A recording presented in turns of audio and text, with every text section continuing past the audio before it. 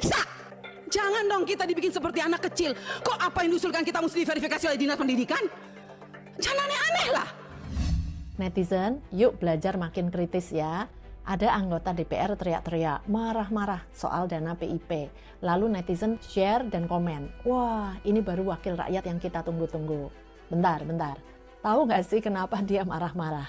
Gini nih urutan ceritanya ya. Jadi ada program PIP, Program Indonesia Pintar. Itu bantuan tunai, biaya pendidikan dari APBN untuk rakyat miskin dan rentan miskin. Per tahun anggarannya triliunan rupiah. Tahun 2024 misalnya, itu 13,4 triliun. Ini dari APBN ya, bukan dari partai, bukan dari anggota DPR.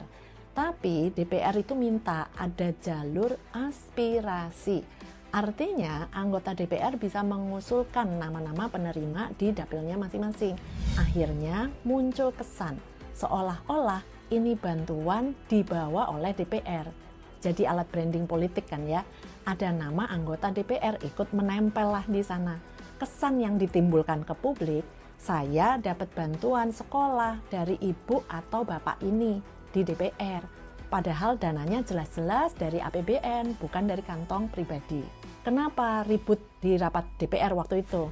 Beberapa anggota DPR itu marah karena proses verifikasi penerima dianggap berbelit.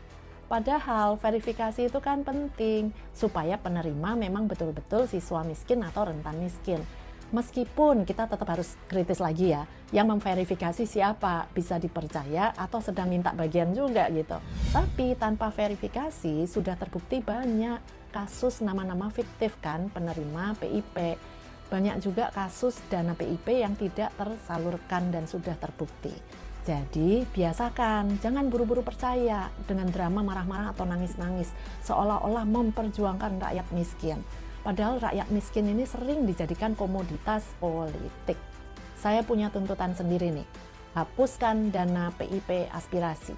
Bayangkan, dana belasan triliun rupiah ini harusnya kan bisa langsung diarahkan ke rakyat miskin yang sudah jelas terdata di sistem kependudukan.